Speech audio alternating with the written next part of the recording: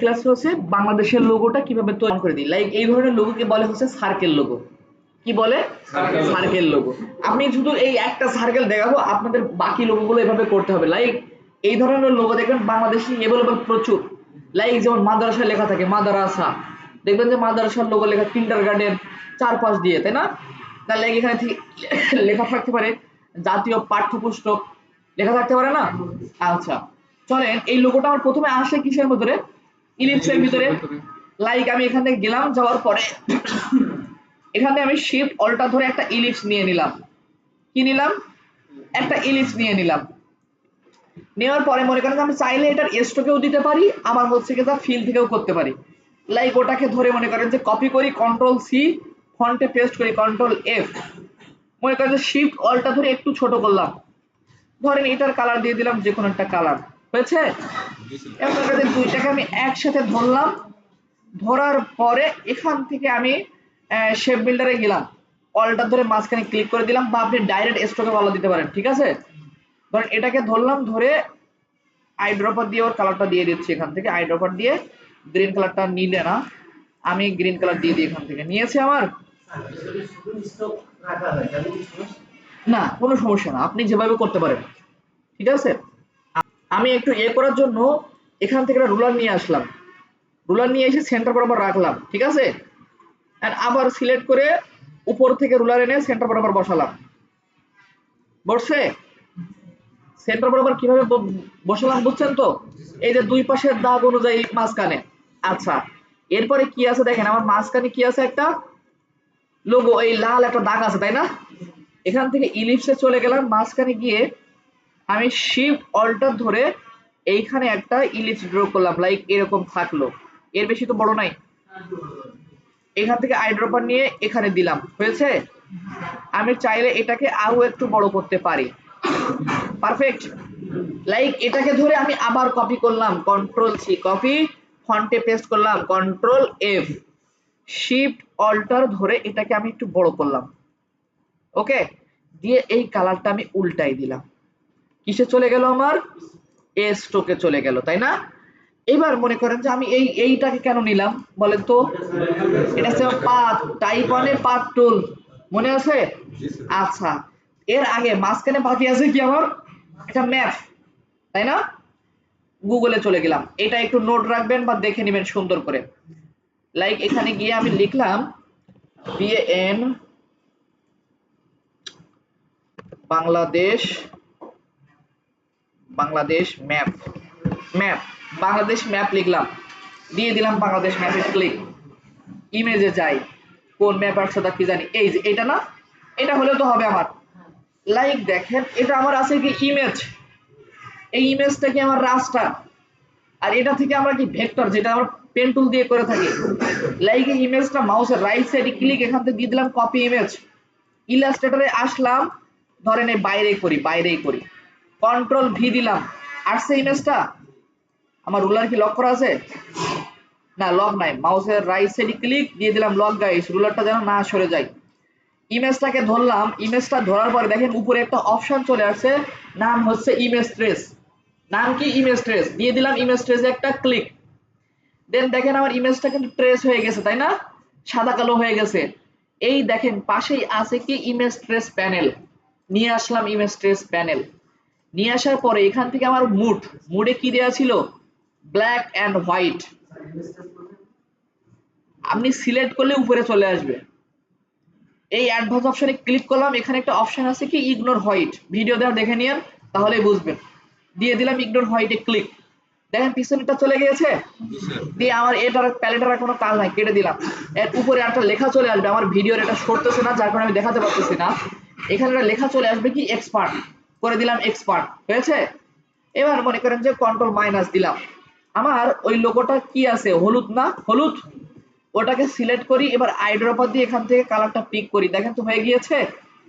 এবার এটাকে ধরে আমি শিফট অল্টার ধরে মাঝখানে ছোট করে বসাই দিলাম। এটাকে ধরি, শিফট অল্টার ধরি, বসছে? যে পাশে বড় করার দরকার একটু শিফট ধরে বড় করে নিয়েন। আমি এখন ক্লিপিং মার্কস দেখাই নাই, ঠিক আছে? এমনই তো আছে নাকি?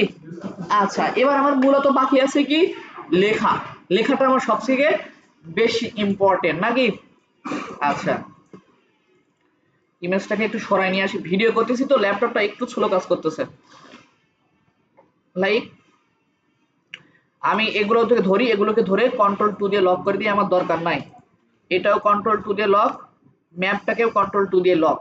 লাইক এই যে লাল দাগটা সিলেক্ট করব, সিলেক্ট করার পরে এখান থেকে আমি চলে যাব টাইপ অন এ পার্ট টুল, চলে গেলাম টাইপ অন এ পার্ট টুল। যাওয়ার পরে এখানে আমি সিম্পলি একটা ক্লিক করে দিব, দেখেন আমার লেখাটা চলে আসছে।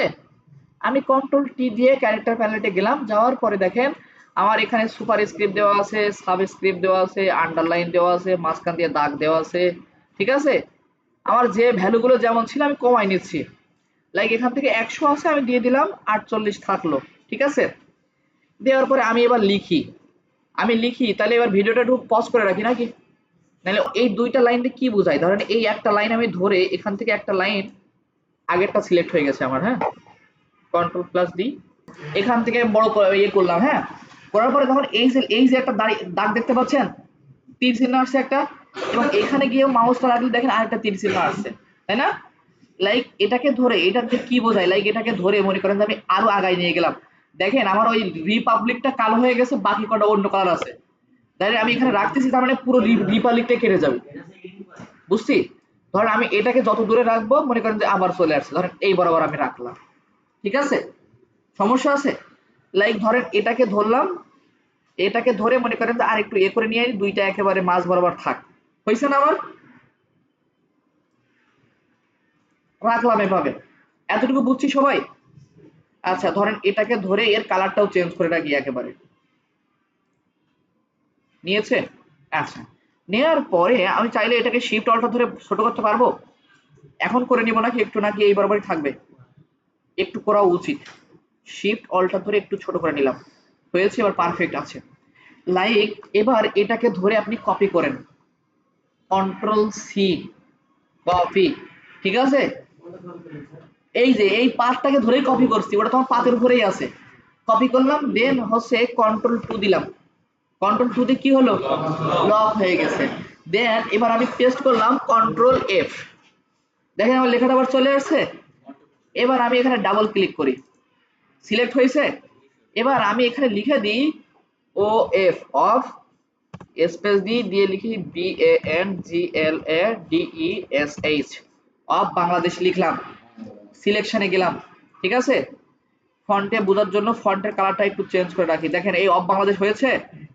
এখন আমার এই যে এখানেও কিন্তু এই যে একটা কোন লাইন চলে আসছে, এই যে একটা লাইন চলে আসছে, তাই না? ধরেন এই লাইনটাকে ধরে আমি একটু সরাই নিয়ে যাচ্ছি, বা আগে উল্টাই নিলাম, এই যে মাঝখানে যে দাগটা আছে এটাকে ধরে নিচের দিকে প্রেস করলাম, আসছে? আচ্ছা, এবার এই মাথাটা ধরে নিয়ে আসি এভাবে,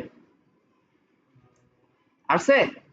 এবার আসার পরে দেখেন আমার মনে হচ্ছে না একটা ভিতরে আর একটা বাইরে, এটাকে ধরেন, ধরে আপনি একটু শিফট ধরে নিচের দিকে একটু ড্র্যাগ করে দেন,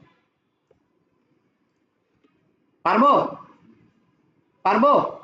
এবার দেখেন আমার যদি মনে হয় যে না আমার এই লেখাটা ছোট হয়ে গেছে, মাঝখানে শুধু দুটো স্টার বসবে, আমার মনে হয় যে পারফেক্টলি আছে, তাই না? এখানেই হবে তো, এখানেই হবে, লাইক এখানে যে দুইটা স্টার আছে, লাইক এখানে আমি চলে গেলাম স্টার টুলে, স্টার টুলে গেলাম, যাওয়ার পরে এভাবে টান দিলাম, আসছে? সিলেকশনে গেলাম, মনে করেন যে এটা একটু আমি সুন্দর করে বসাতে হবে আমাকে, এবার এটাকে ধরি, অল্টা ধরে এর একটা কপি আমি এখানে রেখে দিই, ঠিক আছে, লাইক এই দুইটাকে আমি একসাথে ধরি, দেখেন আমার 5-6 হয়ে গেছে, বাংলাদেশটাকে ধরি আবার কন্ট্রোল টু লক করে দিই, এই দুইটাকে আমি একসাথে ধরি, অল্টার ধরে কপি করে এখানে নিয়ে আসি, আসছে?